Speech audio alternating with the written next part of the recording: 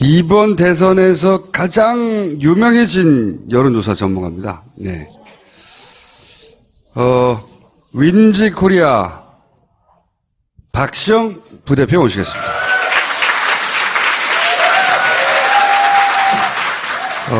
사실은 여론조사 전문가 중에 가장 뭐라고 하는지 주목받던 분입니다. 왜냐하면 지난 총선의 결과도 가장 정확하게 맞췄었고, 그리고 이번에는 이제 민주당을 말하자면 컨설팅 해준 회사예요. 깜깜이 기간 동안 한 일주일여. 네. 엄청난 변화가 있었죠, 실제로는. 뭐 엄청난 변화 없었는데. 아니 근데 그 깜깜이 기간 동안 숫자만 얘기 안 했지 네. 페북으로 다 얘기를 하시던데요. 그러니까요. 밑밥만 좀 던졌죠. 근데 네. 각 정당이나 언론사들이 조사를 다 하고 있었죠, 사실. 그렇죠. 예, 공표만 안 되는 조사였는데 특징이 뭐였냐면 5월 2일까지는 대개 이제 문재인 대표가 한 40% 내외에서 움직이지 않았습니까? 네. 그리고 이제 홍준표, 안철수 후보가 거의 붙었죠. 어떤 조사에서는 홍준표 후보가 앞선 조사다 몇 개 나왔고, 다수는 안철수 후보가 조금 더 앞선 조사가 많이 나왔었는데, 그 이후로 홍준표 후보가 계속 줄곧 앞섰어요. 줄곧 앞섰고, 안철수 후보는 조금씩 계속 빠졌는데, 홍준표 후보도 그 전에 상승세가 좀 꺾였죠. 그러니까 상승폭이 굉장히 완만해지고, 그런 원인이 어디에 있을까 봤더니, 유승민 후보가 상당히 약진을 했습니다. 그 사이에. 깜깜이 기간 동안. 예. 네. 잘 아시겠지만, 이제 5월 2일 날 TV 토론이 있었고, 그 전날, 바른정당. 예, 탈당 사태. 탈당 사태가 있었고, 그 다음에 또 유담, 따님의 문제가 좀 불거지면서 계속 그 언론에 유승민 후보가 조명이 됐었죠. 거의 저도 깜깜이 기간 동안 몇 개 기간 숫자를 보긴 봤는데 두 자리 숫자까지 거의 네. 올라갔어요. 그렇죠. 평소에 한 4% 정도의 지지율을 보이다가 8%, 9%까지 올라갑니다. 막 쫙 올라가는 게 보였고, 그 사이에 이제 심상정 후보도 8에서 9%를 계속 유지를 했었는데. 두 사람 다 두 자릿수를 돌파하나 마나 뭐 이런. 네, 그렇죠. 근데 이제, 심상정 후보는 계속 정체에 있었고요.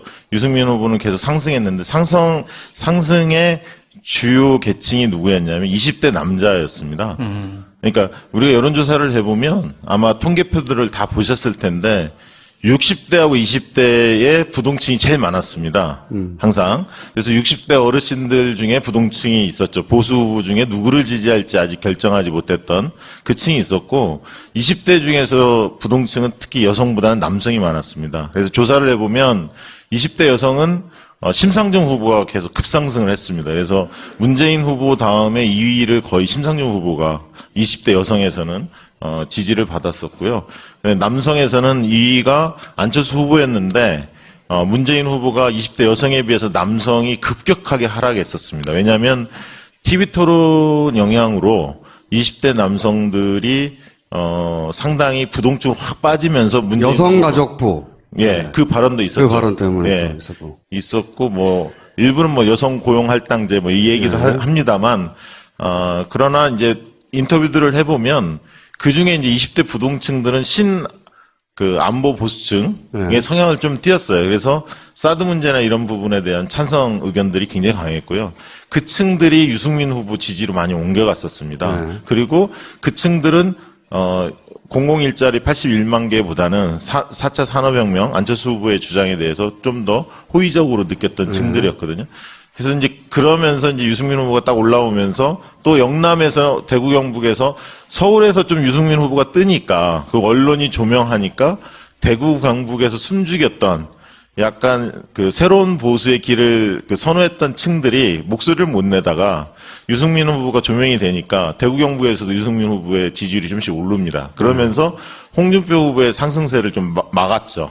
이제 그런 기간이 한 일주일 간 거예요, 사실은. 일주일 갔고, 그 사이 안철수 후보는 15%, 16%까지 쭉 빠집니다, 지지율이. 13%, 4%까지 빠진 것도 봤어요. 아, 그래요? 네. 저는 못 봤던 조사인데. 네. 그래서 15%가 넘지 못하나? 뭐 이런. 네. 왜냐하면 보통 이제 ARS 리얼미터나 이런 데들이 ARS 조사를 해보면 안철수 후보는 거의 16%에 계속 머물러 있었어요. 네.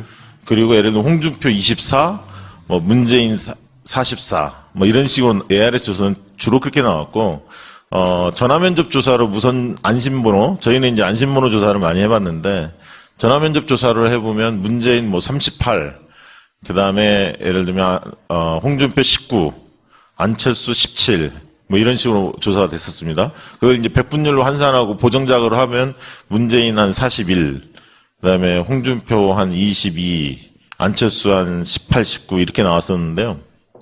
그게 이제 마지막 한 2, 3일 사이였는데 잘 아시겠지만 이제 마지막에 뚜벅이 유세를 안철수 후보가 결의하지 않습니까? 그걸 안 했으면 10%대에서 끝났을 거예요. 저는 그거 안 했으면 15% 무너질 수도 있었다고 봅니다. 네, 맞아요. 그게 왜 영향을 끼치죠? 왜냐하면 안철수 후보를 좋아하는 분들은 새로운 정치, 기성 정치와 다른 모습을 원했던 게 있거든요. 그러니까 안철수 후보가 지지율이 빠졌던 원인을 보면 대통령감이 아니다. 준비가 안 돼 있다. 이게 제일 큰 거고요, 사실은.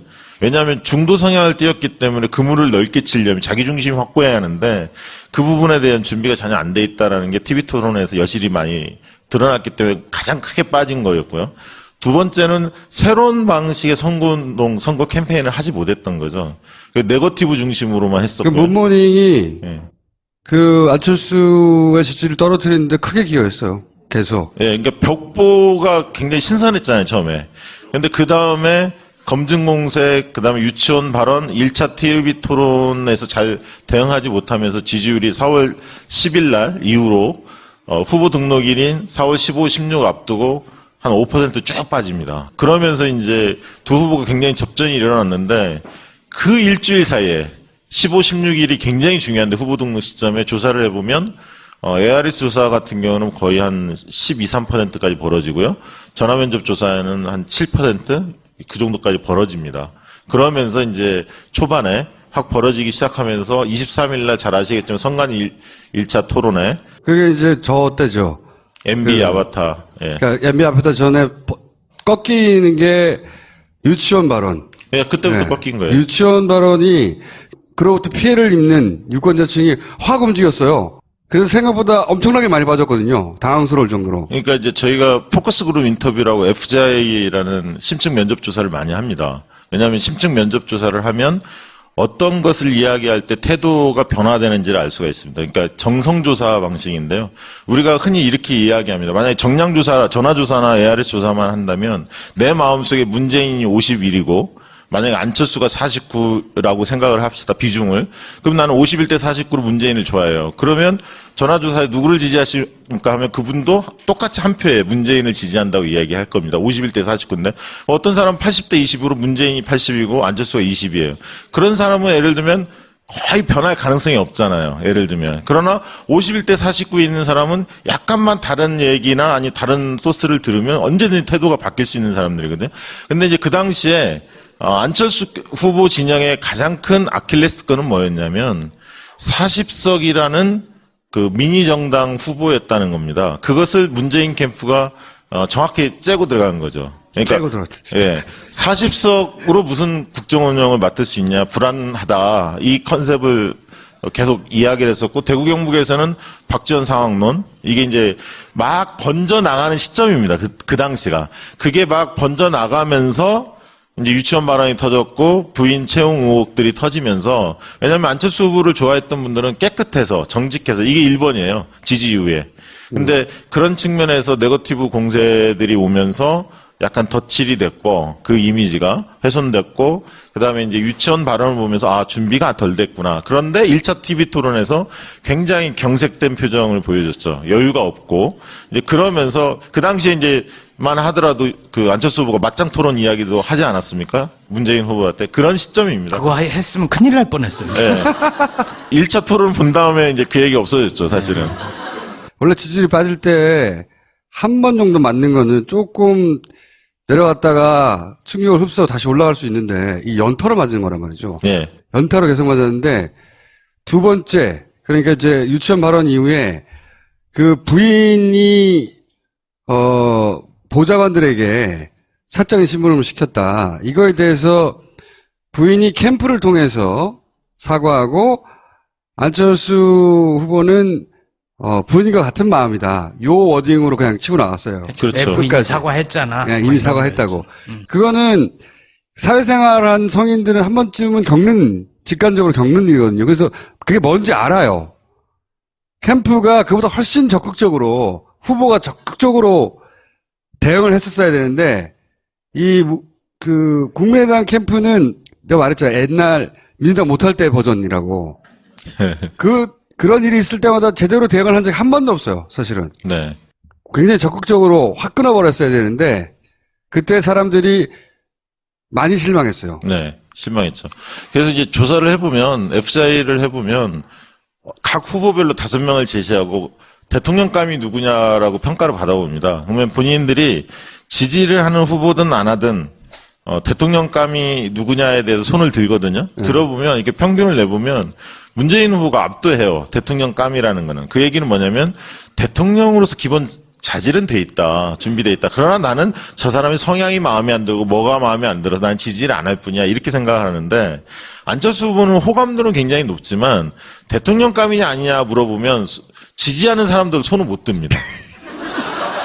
그런 와중에 TV 토론이 딱 터진 거예요. 확신이 드는 거죠. 그렇죠. 그러니까 저분은 사람은 좀 좋은 것 같은데 선량한 분인 것 같긴 공부도 한데. 많이 했고, 네네. 올바르게 살았고, 성공도 한 거. 교과서에도 나오고. 네. 예. 좋은 사람인 이미지가 있었는데, 그렇지만 능력이 좀 부족한 건 사람들이 도와주면 될 거야, 이렇게 생각하다가, 네. 도와줘도 안 되겠는데?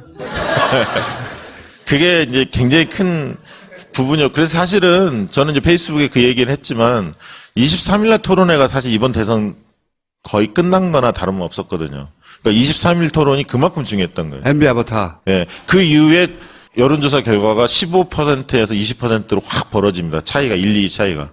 미국, 정치, 우리말을 잘하는 전문가 있어요.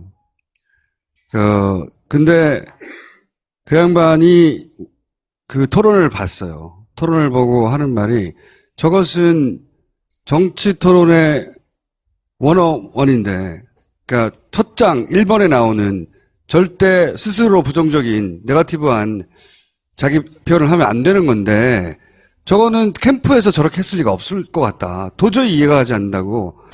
이번에 사실 여성분들 이야기 들어보면 심상정 후보에 대해서 굉장히 좋아합니다. 40대, 50대 여성분들도. 왜냐하면 박근혜 때문에 손해봤다는 거예요, 심상정이. 여성 대통령이 망쳐놔서. 그러나 다음 선거 때 심상정을 주목할 수 있다. 긍지를 느낀다. 이런 얘기 많이 해요. 그러니까 똑똑한 여자, 다른 대선 후보들을 막 압도하는 똑똑한 여자, 여기에 호감을 느끼는 여성층이 많이 있어요. 근데 이제 심상정 후보가 사실은 마지막 선거 전략을 잘못 썼다고 저는 봅니다. 그거 저도 그렇게 생각해요. 예. 왜냐하면 5차 토론과 거기서 완전히 망쳐놓은 거죠. 그 이후에 망해버렸어요. 제가 오늘 아침에 노회찬 의원하고도 그 얘기했는데 잘 나갔거든요. 4차까지.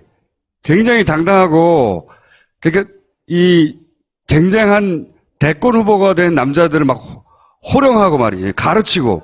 그런데 5차에서 저는 그 이유를 그렇게 봅니다. 욕심이 생겼다고.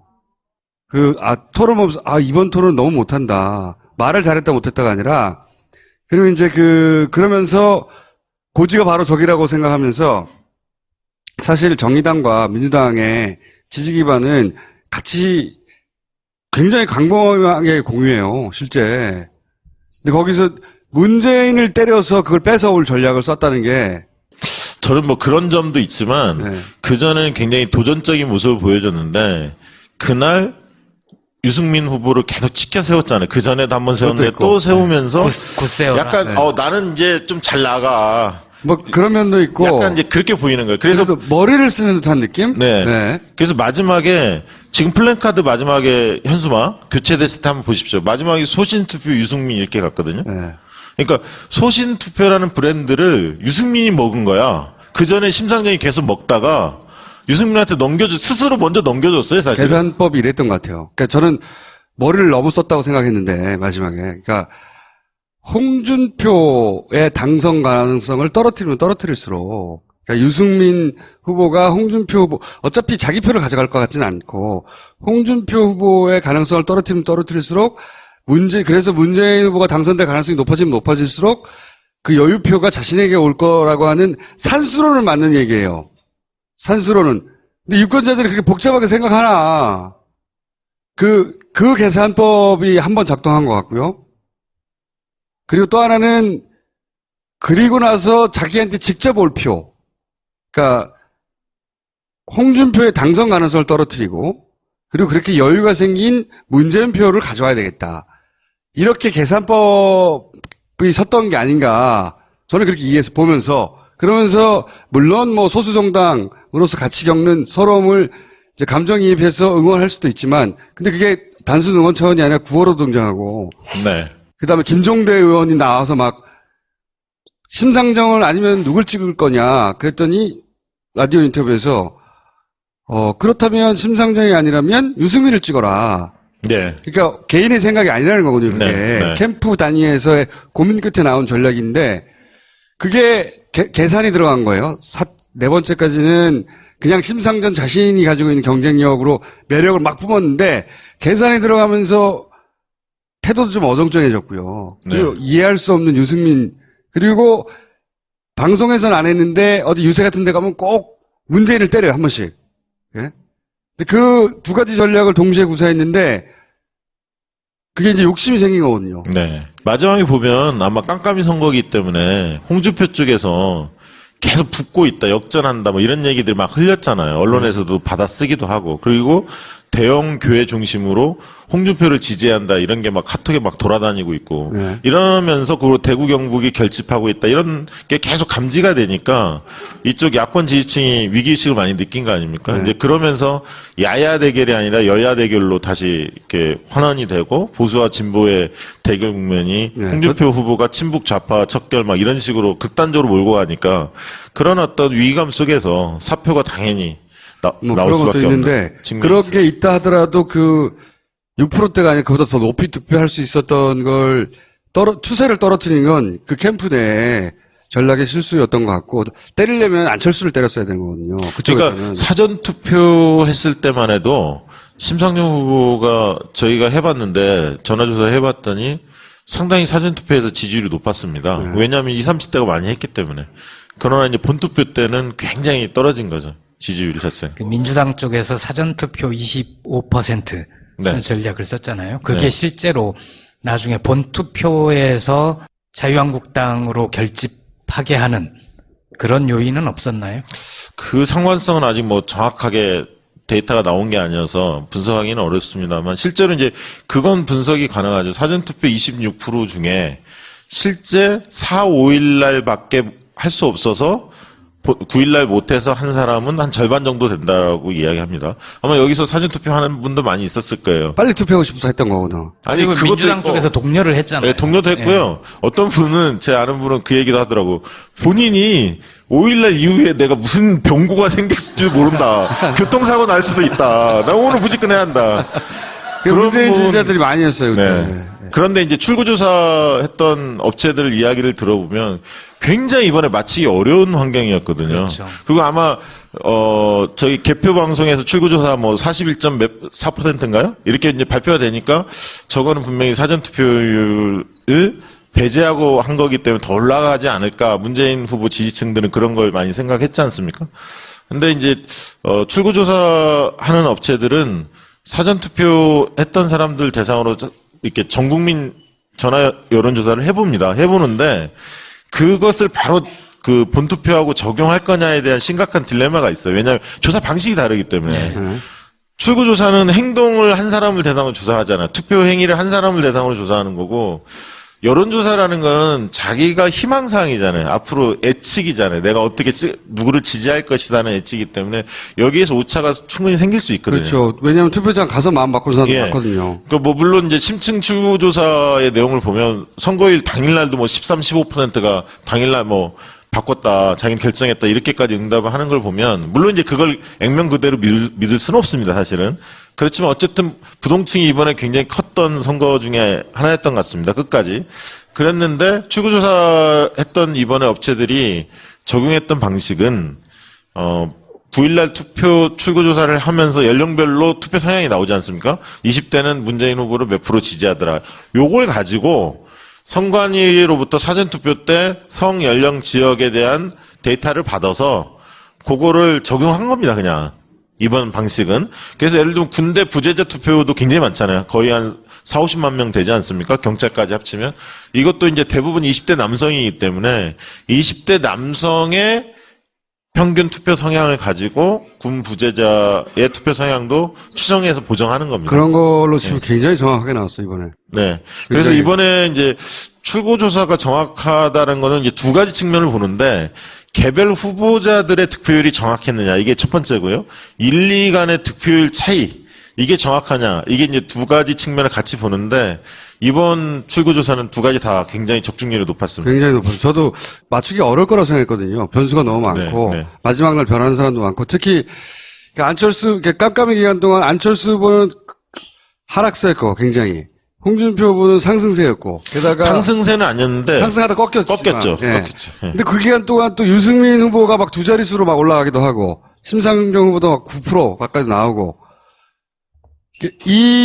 이러다가 안철수 후보가 막판에 많이 올라온 거예요. 20몇 프로는. 네. 6% 정도, 꺼졌다가 6% 정도 올라왔는데 그 사이에 있었던 일이 뚜벅이밖에 없어요. 또 하나 변수는 저거였던 것 같아요. 홍준표, 제가 이제 항상 하는 말이지만, 홍준표니까 여기까지 온 거고, 홍준표기 때문에 여기까지밖에 못 오는 거야. 딱 맞는 말이거든요. TK가 결집하려고 할 때, 어느 순간, 홍준표 후보 본인이 뱉었던 말들, 본인이 질렀던 이야기들이 되돌아와서 보수가 겹치를 했어요, 실제. 갈 데가 없었던 거야. 그 결집한 갈 데가 없는 사람들이 안철수한테 네. 표를 나눠줬어요. 그러니까 이 자유한국당은 마지막 그 투표 동료를 막 하고 조직을 돌려서 안철수한테 표를 준 거예요. 그렇게 바라보면 네. 그 안철수 후보는 자유한국당에 고마워해야 되는 거예요. 특히 서울이 투표율이 꽤 높았지 않습니까? 네. 78.6인가 이렇게 나와서 보통 이제 기억하실지 모르지만 전국 선거에서 서울은 늘 평균보다 떨어졌었습니다. 네. 근데 이번에 77.2였는데 78.6인가 이렇게 높았거든요, 서울이. 굉장히 높았던 거죠. 그건 저는 뭐 그거는 촛불 집회 때문이라고 봅니다. 거기에서 많이 이제 광화문 집회였잖아요. 각성이 된 거죠, 많은 분들이. 예. 그리고 그 이번 이제 F사에 해보면 재밌는 거 하나 소개해드리면 이번 선거 사람들한테 물어보면 이번 선거가 굉장히 이렇게 뭐랄까요, 겉으로는 차분한 선거였거든요. 그러니까 유권자들이 볼 때는 지난번 대선 때는 보수 진보가 쫙 갈라져서 굉장히 뜨겁게 선거운동을 했다는 인식이 있습니다. 각자 느끼는 감이. 근데 이번에 너무 조용하다는 거예요, 부인들이. 유세차도 별로 보이는 것 같지도 않고. 그럼 왜 그러냐 물어봤더니 이런 얘기를 합니다. 50대 여성들은, 40, 50대 여성들은 이미 탄핵 과정에서 주변 분들하고 세게 싸운 거야. 탄핵 찬반에 대해서 막 너무 싸워서 이제 그 정치 얘기를 하고 싶지가 않고 내 정치적 의사를 피력했을 때 상대가 어떤 반응을 보일지 알기 때문에 과거에 지난 대선 때는 50대들 기억나실 겁니다. 단톡방에 일방적 박근혜 후보 홍보하는 글들이 막 도배됐었거든요. 이번에 그게 없었던 거예요. 그러니까 나랑 아주 정치적 성향이 같은 사람끼리만 나누지 약간 섞여 있는 무리에서는 정치 얘기를 안 하는 겁니다. 탄핵 때문에.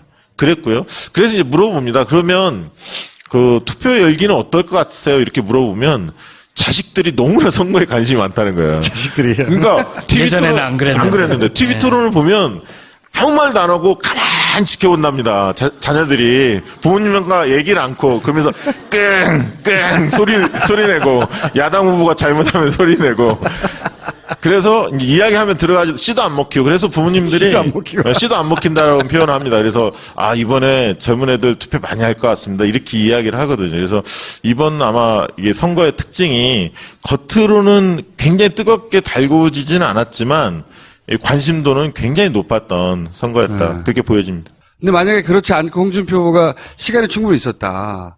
그래서 이렇게 극단적인 전략을 쓰지 않았어도 됐다. 천천히 차곡차곡 올라올 시간이 있었다. 그럼 저는 30% 넘어갔을 거라고 봅니다. 한 달만 더 있었으면. 아니 그렇게 안 쓰더라도 홍준표이기 때문에 안 되는 거예요. 왜냐하면 이번에 20대 30대 홍준표 지지율이 한 자릿수잖아요. 그리고 40대 50대 수도권 여성들이 홍준표한테 표가 가질 않아요. 그러니까 자기가 보수라고 얘기하면서 홍준표는 못 찍겠다라는 사람들이 굉장히 많았거든요. 그건 그런데. 그러니까 남성까지는 침투를 하더라도 여성을 침투를 못했고 40대 30대 20대 보수층이 수도권에서 움직이지 않았어요. 그 층이 안철수한테 간 거예요. 유승민한테 근데 가고. 이거는 이제 홍준표 후보가 가진 그러니까 이번에 구사한 전략은 원래 홍준표가 그렇게 생겨먹은 사람이라 구사한 게 아니에요. 전혀 다른 전략도 취사 선택에서 그런 척하면 쓸 수 있는 사람이에요. 근데 이번에는 너무 급하니까 시간도 짧고 25%에 해당되는 탄핵 반대 세력부터 잡지 않으면 올라갈 방법이 없는 거라. 나머지는 안철수가 먹고 있고 유승민이 먹고 있고 그다음에 문재인이 일부 먹고 있으니까 그런 얘기를 저랑 한 적이 있어요. 초반에. 갈 길 이거밖에 없다고. 두고 봐라. 내가 여기서 일단 20% 돌파한 다음에 어쩌고저쩌고 하길래 안 된다고 했죠. 홍준표는 그랬을 거예요. 저놈이 안 된다고? 그럼 되겠네? 하고 했을 거예요. 지난 연말부터 한번 몇 가지만 좀 짚어봤으면 좋겠는데요. 그러니까 문재인 후보가 굉장히 위험했던 순간들이 있었습니다. 그것도 사실은. 한번 짚어보죠. 네. 자, 문재인 후보가 작년 10월 달에 국민성장이라는 싱크탱크를 발표했습니다. 그래서 경제 쪽을 뭔가 승부를 보려고 일자리 문제, 이 부분에 대해서 이제 드라이브를 걸었는데. 한 500명 학자들. 그렇죠. 메모드 학자들, 유용을 과시하면서 이제 그랬는데. 아니, 그 부분들은 당연히 필요하죠. 근데 그 당시만 해도 문재인 후보는 집토끼 전략보다는 산토끼 전략이 굉장히 심취해 있었어요. 그러니까 외연을 확장해야 한다는 강박관념이 있었고. 하도 외연, 확장성이 없다고 그러니까. 그리고 경제에 약하다는 얘기들을 하도 들어서 경제로 뭔가 승부를 봐야 한다. 이렇게 생각하신 것 같아요. 근데 이제 그 당시에 시대정신을 조사를 해보면 공정과 정의가 더 높게 나왔었거든요. 경제적 이슈보다는. 그 와중에 최순실 사건, 국정농단 사건이 터진 겁니다, 사실은. 터져서 이제 자연스럽게 이제 그쪽으로 점점 갈 수밖에 없는 환경이 됐던 거고요. 그런데 이제 그 와중에 어쨌든 이재명 시장이 굉장히 선명성을 드러내면서 지지율이 막 고공상진한. 그렇죠. 고구마 사이다. 예. 네. 그러면서 이제 문재인 후보가 뒤늦게 사실은 당과 보조를 맞추시다가 본인도 선명성을 강조하는 쪽으로 바꿉니다. 그러면서 공정과 정의를 강조하기 시작해요. 근데 여기서 중요한 것은 안철수 후보 측의 선거 전략이에요. 그게 뭐냐면 안철수 후보는 그 전에 트레이드 마크 중에 하나가 공정사회였거든요. 그러니까 안철수 후보 생각나는 것 중에 하나는 그런 어떤 벤처, IT 이런 것도 있지만 공정사회, 공정성 이 부분이 굉장히 갖고 있는 장점 중에 하나였는데 이 부분이 없어지기 시작해요. 안철수 후보로 보십시오. 이번 선거 과정에서 안철수 후보는 4차 산업혁명, 미래에 대한 이야기하고 끝났습니다. 사실 선거가. 정말 어울리지 않는 옷을 입었던 거예요. 애초에 안철수는 20, 30대, 특히 20대의 열광을 바탕으로 탄생하는 신드롬이었는데 문재인 후보 조금만 이어가겠습니다. 네. 더. 그래서 이제 공정과 정의에 대한 것을 많이 이야기하면서 개혁 적임자 이걸 막 들고 나왔지 않습니까? 그 적폐청산의 적임자 이 부분 가지고 사실 캠페인을 오래 했었고 그러면서 사실은 위기가 찾아올 뻔했던 게 첫 번째 위기는 뭐였냐면 탄핵 이후에 통합의 정서가 강화될 거다라고 많은 사람들이 예측을 했었어요. 네. 근데 탄핵이 딱 됐는데 박근혜가 불복하는 거야. 네.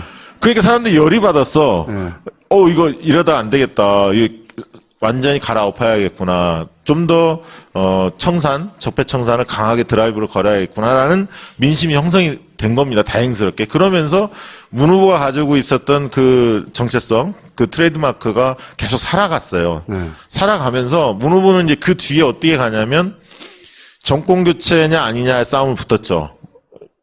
안철수 후보하고. 그러면서 정권 연장에 대한 프레임을 굉장히 강화합니다. 그래도 홍준표나 바른정당과 손을 못 잡게 쐐기를 좀 박아놓죠. 몇 번. 박아놓고 그 다음에 뭘로 가냐면 준비된 후보로 승부를 건 거예요. 사실은. 이번 대선은 준비된 후보 든든한 대통령으로 승부를 건 겁니다. 그래서 안정감을 강화하면서 50대한테 안정감을 줬고 안보 전략에 있어서 진보가 수세적인 방식이 아니라 오히려 진짜 안보, 가짜 안보 논쟁을 짚으면서 공세적으로 나갔고요. 그리고 생활 밀착형 공약들을 계속 발표하면서 정책적으로 준비되어 있다는 모습을 보여줬습니다. 그리고 물론 이제 국정 경험이 있는 것을 강점으로 살리면서 한쪽은 120석 대 40석 세력의 구도를 계속 만들어주면서 민주정당과의 차별성을 극대화시키면서 그러면서 안정감, 준비된 능력 이런 부분들을 상당히 캠페인에서 성공했다고 저는 보거든요. 그러니까 그 부분이 선거 전략에서 굉장히 유효했다. 근데 저는 후보 측면은 이제 그런 측면이고 캠프 측면을 본다면 민주당이 이번처럼 통일된 어떤 목소리를 낸 적이 한 번도 없어요. 통일이 안 되는 분이 나갔거든요. 나갔죠. 나갔고, 흔히 얘기하는 뭐 박영선 이런 분들도 어쨌든 흔쾌하게 참여하면서 잡음이 없었어요. 이런 건 처음이에요, 처음. 예. 안정감을 줬고요. 세 번째는 저는 지지자들의 몫이라고 봅니다, 이번에. 정말 지지자들이 네거티브 아니면 무슨 막말 여러 가지 안 좋은 사태가 일어날 때 팍 키보드 쳐갖고 검색어 끌어내리고 다른 거 올리고 뭐 보니까 이번에 그 문용식 그러니까, 위원장이 한방 예. 뭐 또 했잖아요. 예. 그것도 홍준표 영감탱이로. 장인 뭐 이거 올리고 그래서 지지자들의 공이 굉장히 컸다 이번 선거는 그런 생각이 듭니다. 자, 깜깜이 기간은 그랬고, 그럼 변곡점. 그러니까 위기의 순간은 탄핵 전후였고, 그리고 변곡점은 안철수 후보 입장에서는 그러면 토론회, 아바타, 거기서 끝났다. 그 아바타의 끝이 났는데 너무 아픈 게 안철수 후보는 11일부터 16일까지 그 일주일에서 골든 크로스를 완전히 일으켰어야 사실은 안철수 그렇죠. 후보가 거머쥘 수가 있었죠. 왜냐하면 세력이라는 게 약했고 그럼 본선거 들어가면 당연히 정당 대결이 들어가기 때문에 밀릴 수밖에 없는데 그런 이제 바람에 의한 선거를 해야 했는데 그러지 못했고 검증 공세에 그 당혹스러운 것들이 다 드러났었고 캠페인의 차별성을 보여주지 못하면서 기성정치와 다를 게 없다는 그리고 결정타는 이제 23일 날 대통령감이 아니라는 것을 대국민 앞에서 유례없는 TV 시청률이 38%인가 그랬잖아요. 그러니까 그게 다 드러나니까 아니 안철수 지지자들 만나고 보면 그때 FCI 해봤거든요. 그러니까 지지 강도 확 떨어지는 거예요. 그날 그리고 그 갑철수 MB 아바타 얘기만 나온 게 아니에요.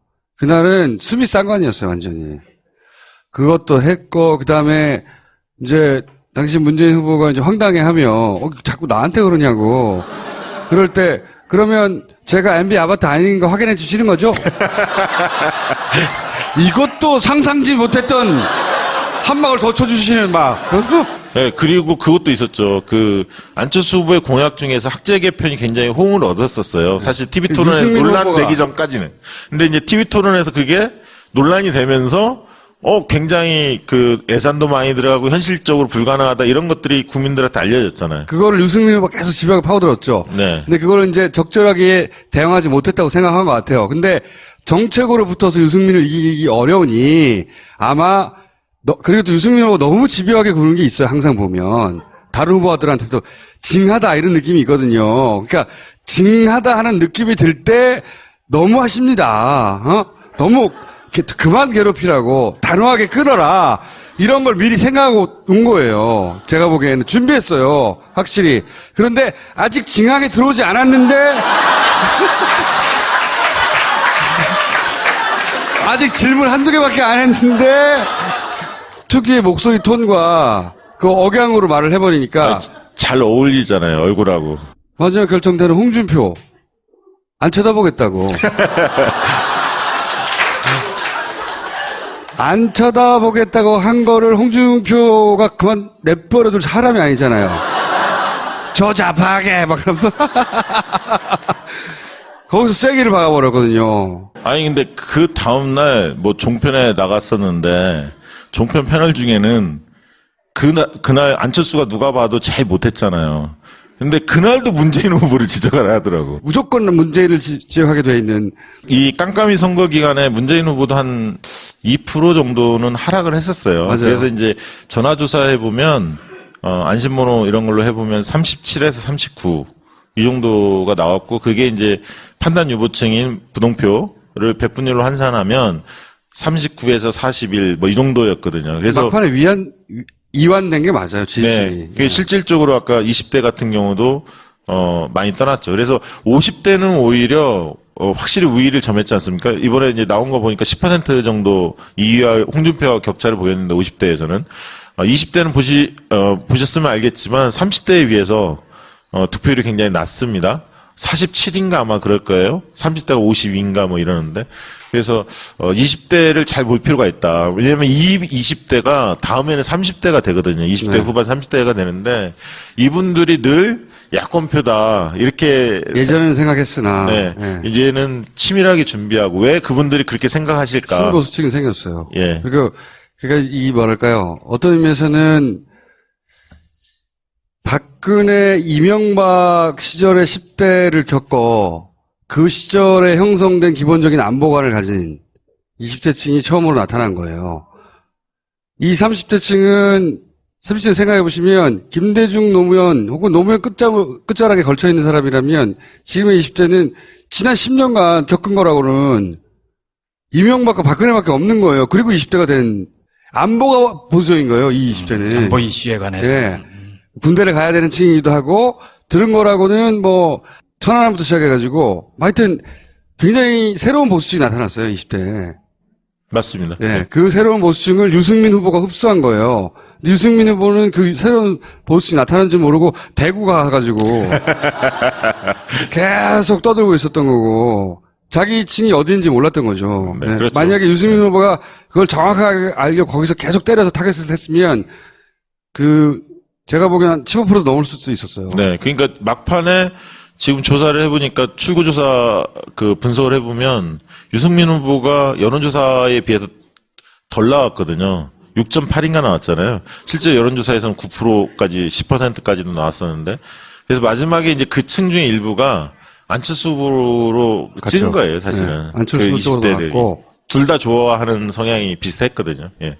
문재인 지지자들 중에 이거 위기다 그러면 짜증나는 사람도 많이 있었거든요. 아니 진짜 다들 뭐 과반에 대한 너무나 그러니까. 그 기대도 있지만 확신의 차이 있으니까 왜냐하면 유세 현장을 가면 사람이 너무나 너무 많은 많고. 사람들이 모여 있기 때문에 네. 그렇게 착시현상을 갖는 것 같아요. 가장 적극적인 층이 많았던 거지 실제 문재인 후보의 지지층은 막판에 와야 됐어요. 와야 됐다기보다 이완됐어요. 그래서 좀 떠날 때도 떠나고 뭐 어차피 되는 거 아니야? 유승민 층으로도 가고 많이 갔어요. 그래서 위기라고 막 말하는데도 안 믿어. 괜히 40한 5% 득표할 거다 이렇게만 얘기해도 네. 막 공격받기 십상이고 그러니까 말을 못하고 50% 넘기려고 그러는 거지, 니네. 47%인데. 이렇게 받아들이기 시작한 거죠. 간신히 40% 넘긴 거예요. 이완되어 가는, 지지층이 이완되어 가는 거를 지지층 스스로 몰랐던 거예요. 나는 다들 가니까 나는 뭐 한 표 정도 일로 빠져나와도 돼 하는 사람들이 엄청 많았어요. 이게 이제 호남 같은 경우도 예전 선거가 늘 막판에 전략적 투표에 확 쏠림이 늘 있어 왔기 때문에 문재인 후보가 뭐 70% 이상 확 쏠리지 않을까 이렇게 예상하는 분들도 많이 계셨죠, 사실. 근데 실제 조사해보면 그렇지 못할 거라는 걸 저희들은 계속 느껴왔거든요. 왜냐하면 조사하면 문재인 57, 안철수 27, 뭐 이런 식으로 30% 정도의 갭을 계속 유지해 왔거든요. 깜깜이 선거 기간 동안에. 8대기가 될 거라고 그러니까 실제 조사했더니 결과 나온 게 60대 30 나왔잖아요. 광주 전남에서 딱 30% 차이 나왔거든요. 그렇기 때문에 이제 그렇게 쏠리지 않는다라는 걸 봤기 때문에 이게 문재인 후보가 45%를 넘을 가능성이 거의 희박했던 상황이었습니다. 마지막 한 3, 4일 앞두고는. 그리고 또 오자 후보가 모두 10%대를 득표할 수도 있는 강한 후보들이었어요. 생각해 보시면. 예전에는 2번 밑으로는 무의미하거나 그렇게 해봐야 3번 정도였거든요. 4번, 5번도 이렇게까지 관심을 많이 골고루 받았던 선거가 없어요. 실제 유권자 측이 굉장히 불화돼 버렸거든요. 예전처럼 진보 보수만으로 구분할 수가 없어. 그래서 이거는 한 번 더 혹은 두 번 더 할 텐데 한 가지만 여쭤볼게요. 국민의당은 어떻게 될 거라고 보십니까? 여론조사 전문가의 관점에서. 아니 사실 저희는 여론조사 기관이면서도 정치 컨설팅을 하는 기관입니다. 제 말이 그 말이에요. 여기 네. 컨설팅이거든. 네. 다음에 2위를 거의 심상정 후보가 20대 여성에서는 지지를 받았었고요. 남성에서는 2위가 안철수 후보였는데 문재인 후보가 20대 여성에 비해서 남성이 급격하게 하락했었습니다. 왜냐하면 TV 토론 영향으로 20대 남성들이 상당히 부동층으로 확 빠지면서 문재인 여성가족부. 예, 그 발언도 있었죠. 그 발언 때문에 예, 있었고. 뭐 일부는 뭐 여성 고용 할당제 뭐 이 얘기도 네. 합니다만 그러나 이제 인터뷰들을 해보면 그 중에 이제 20대 부동층들은 안보 보수층의 네. 성향을 좀 띄었어요. 그래서 사드 문제나 이런 부분에 대한 찬성 의견들이 굉장히 강했고요. 그 층들이 유승민 후보 지지로 많이 옮겨갔었습니다. 네. 그리고 그 층들은 공공일자리 81만 개보다는 4차 산업혁명 안철수 후보의 주장에 대해서 좀 더 호의적으로 느꼈던 층들이었거든요.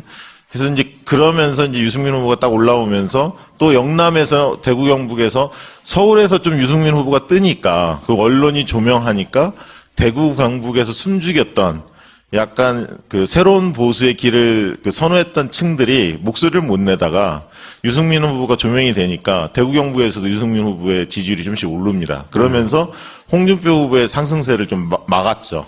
이제 그런 기간이 한 일주일 간 거예요, 사실은. 일주일 갔고, 그 사이 안철수 후보는 15%, 16%까지 쭉 빠집니다, 지지율이. 13%, 4%까지 빠진 것도 봤어요. 아, 그래요? 네. 저는 못 봤던 조사인데. 네. 그래서 15%가 넘지 못하나? 뭐 이런. 네.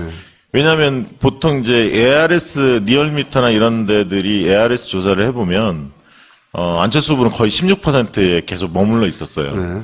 그리고 예를 들면 홍준표 24, 뭐 문재인 44, 뭐 이런 식으로 ARS 조사는 주로 그렇게 나왔고, 전화면접 조사로 우선 안심번호, 저희는 이제 안심번호 조사를 많이 해봤는데, 전화면접 조사를 해보면 문재인 뭐 38, 그 다음에 예를 들면, 홍준표 19, 안철수 17, 뭐 이런 식으로 조사가 됐었습니다. 그걸 이제 백분율로 환산하고 보정작으로 하면 문재인 한 41, 그 다음에 홍준표 한 22, 안철수 한 18, 19 이렇게 나왔었는데요.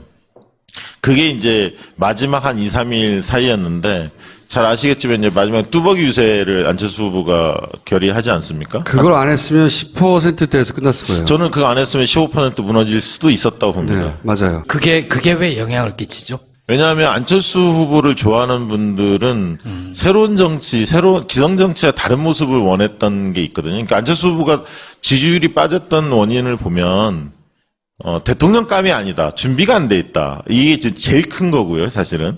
왜냐하면 중도 성향을 띄었기 때문에 그물을 넓게 치려면 자기 중심 확보해야 하는데 그 부분에 대한 준비가 전혀 안 돼 있다라는 게 TV 토론에서 여실히 많이 드러났기 때문에 가장 크게 빠진 거였고요. 두 번째는 새로운 방식의 선거운동, 선거 캠페인을 하고 나서 그러나 다음 선거 때 심상정을 주목할 수 있다. 긍지를 느낀다. 이런 얘기 많이 해요. 그러니까 똑똑한 여자, 다른 대선 후보들을 막 압도하는 똑똑한 여자, 여기에 호감을 느끼는 여성층이 많이 근데 있어요. 이제 심상정 후보가 사실은 마지막 선거 전략을 잘못 썼다고 저는 봅니다. 그거 저도 그렇게 생각해요. 예. 아이, 왜냐하면 5차 토론과 거기서 완전히 망쳐놓은 거죠. 그 이후에 망해버렸어요. 제가 오늘 아침에 노회찬 의원하고도 그 얘기했는데 잘 나갔거든요. 4차까지. 굉장히 당당하고 그러니까 이 쟁쟁한 대권 후보가 된 남자들을 막 호령하고 말이지. 가르치고. 그런데 5차에서 저는 그 이유를 그렇게 봅니다. 욕심이 생겼다고. 토론 보면서, 이번 토론 너무 못한다. 말을 잘했다 못했다가 아니라, 그리고 이제 그러면서 고지가 바로 저기라고 생각하면서 사실 정의당과 민주당의 지지 기반은 같이 굉장히 광범위하게 공유해요. 실제. 근데 거기서 문재인을 때려서 그걸 뺏어올 전략을 썼다는 게 저는 뭐 그런 점도 있지만 네. 그전에는 굉장히 도전적인 모습을 보여줬는데 그날 유승민 후보를 계속 치켜 세웠잖아요. 그전에도 한번 세웠는데 또 세우면서 굳세요. 약간 네. 나는 이제 좀 잘 나가. 뭐 그런 면도 있고 약간 이제 그렇게 보이는 거예요. 그래서 머리를 쓰는 듯한 느낌? 네. 그래서 마지막에 지금 플랜카드 마지막에 현수막 교체됐을 때 한번 보십시오. 마지막에 소신 투표 유승민 이렇게 갔거든요. 네. 그러니까 소신 투표라는 브랜드를 유승민이 먹은 거야. 그 전에 심상정이 계속 먹다가 유승민한테 스스로 먼저 넘겨줬어요, 사실. 계산법이 이랬던 것 같아요. 그러니까 저는 머리를 너무 썼다고 생각했는데 마지막에 그러니까 홍준표의 당선 가능성을 떨어뜨리면 떨어뜨릴수록 그러니까 유승민 후보가 홍준표 후보 어차피 자기 표를 가져갈 것 같지는 않고 홍준표 후보의 가능성을 떨어뜨리면 떨어뜨릴수록 그래서 문재인 후보가 당선될 가능성이 높아지면 높아질수록 그 여유표가 자신에게 올 거라고 하는 산수론을 맞는 얘기예요. 산수론은. 근데 유권자들이 그렇게 복잡하게 생각하나. 그 계산법이 한번 작동한 것 같고요. 그리고 또 하나는 그리고 나서 자기한테 직접 올 표. 그러니까 홍준표의 당선 가능성을 떨어뜨리고 그리고 그렇게 여유가 생긴 문재인 표를 가져와야 되겠다. 이렇게 계산법이 섰던 게 아닌가. 저는 그렇게 이해해서 보면서 그러면서 물론 뭐 소수 정당으로서 같이 겪는 서러움을 이제 감정이입해서 응원할 수도 있지만 근데 그게 단순 응원 차원이 아니라 구호로 등장하고, 네. 그 다음에 김종대 의원이 나와서 막, 심상정을 아니면 누굴 찍을 거냐, 그랬더니, 라디오 인터뷰에서, 그렇다면 심상정이 아니라면 유승민을 찍어라. 네. 그러니까 개인의 생각이 아니라는 거거든요, 그게. 네. 캠프 단위에서의 고민 끝에 나온 전략인데, 그게 계산이 들어간 거예요. 네 번째 내려갔다가 충격을 흡수하고 다시 올라갈 수 있는데, 이 연타로 맞은 거란 말이죠. 네. 연타로 계속 맞았는데, 두 번째, 그러니까 이제 유치원 발언 이후에 그 부인이, 보좌관들에게 사적인 신문을 시켰다. 이거에 대해서 부인이 캠프를 통해서 사과하고 안철수 후보는 부인과 같은 마음이다. 요 워딩으로 그냥 치고 나갔어요. 내 그렇죠. 부인이 끝까지. 사과했잖아. 그냥 이미 사과했다고. 그거는 사회생활한 성인들은 한 번쯤은 직관적으로 겪는 일이거든요. 그래서 그게 뭔지 알아요. 캠프가 그보다 훨씬 적극적으로, 후보가 적극적으로 대응을 했었어야 되는데, 국민의당 캠프는 내가 말했잖아. 옛날 민주당 못할 때 버전이라고.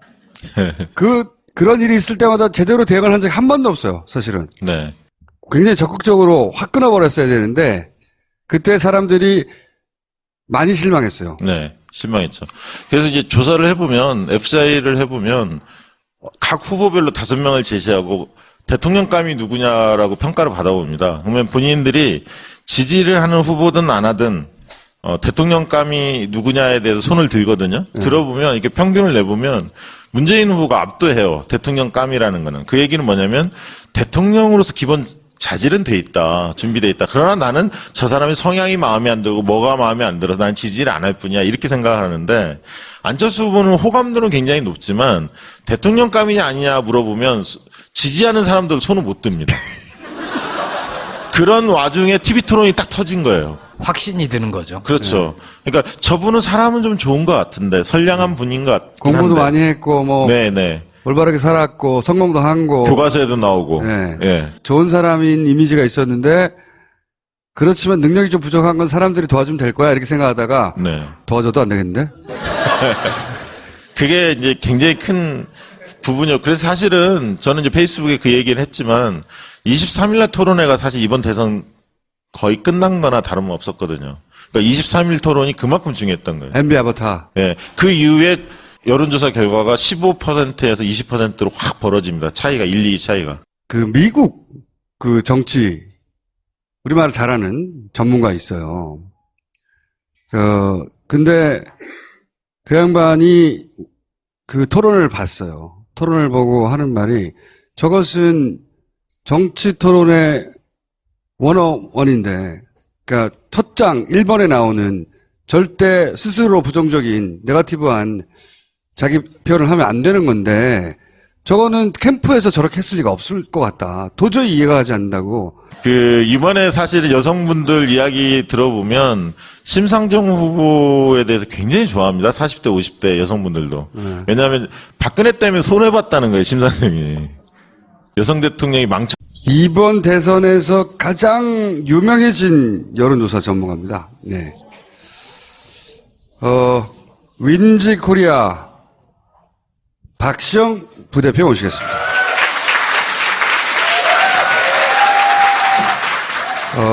사실은 여론조사 전문가 중에 가장 뭐라고 하는지 주목받던 분입니다. 왜냐하면 지난 총선의 결과도 가장 정확하게 맞췄었고, 그리고 이번에는 이제 민주당을 말하자면 컨설팅 해준 회사예요. 깜깜이 기간 동안 한 일주일여 네. 엄청난 변화가 있었죠, 실제로는. 뭐 엄청난 변화 없었는데. 아니 근데 그 깜깜이 기간 동안 숫자만 얘기 안 했지 네. 페북으로 다 얘기를 하시던데요. 그러니까요. 밑밥만 좀 던졌죠. 근데 네.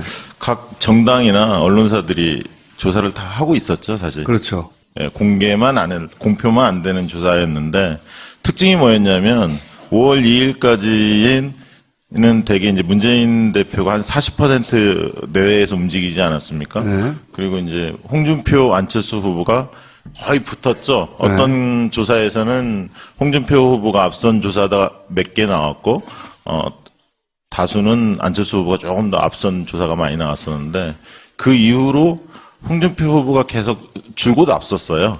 줄곧 앞섰고 안철수 후보는 조금씩 계속 빠졌는데 홍준표 후보도 그 전에 상승세가 좀 꺾였죠. 그러니까 상승폭이 굉장히 완만해지고 그런 원인이 어디에 있을까 봤더니 유승민 후보가 상당히 약진을 했습니다. 그 사이에. 깜깜이 기간 동안. 예. 잘 아시겠지만 이제 5월 2일 날 TV 토론이 있었고 그 전날 바른정당 예, 탈당 사태. 탈당 사태가 있었고 그 다음에 또 유담 따님의 문제가 좀 불거지면서 계속 그 언론에 유승민 후보가 조명이 됐었죠. 거의 저도 깜깜이 기간 동안 몇 개 기간 숫자를 보긴 봤는데 두 자리 숫자까지 거의 네, 올라갔어요. 그렇죠. 평소에 한 4% 정도의 지지율을 보이다가 8%, 9%까지 올라갑니다. 막 쫙 올라가는 게 보였고 그 사이에 이제 심상정 후보도 8에서 9%를 계속 유지를 했었는데 두 사람 다 두 자릿수를 돌파하나 마나 뭐 이런. 네, 그렇죠. 근데 이제 심상정 후보는 계속 정체에 있었고요. 유승민 후보는 계속 상승했는데 상승의 주요 계층이 누구였냐면 20대 남자였습니다. 그러니까 우리가 여론조사를 해보면 아마 통계표들을 다 보셨을 텐데 60대하고 20대의 부동층이 제일 많았습니다. 항상. 그래서 60대 어르신들 중에 부동층이 있었죠. 보수 후보 중에 누구를 지지할지 아직 결정하지 못했던 그 층이 있었고 20대 중에서 부동층은 특히 여성보다는 남성이 많았습니다. 그래서 조사를 해보면 20대 여성은 심상정 후보가 계속 급상승을 했습니다. 그래서 문재인 후보 하지 못했던 거죠. 네거티브 중심으로만 했었고요. 그 문모닝이 예.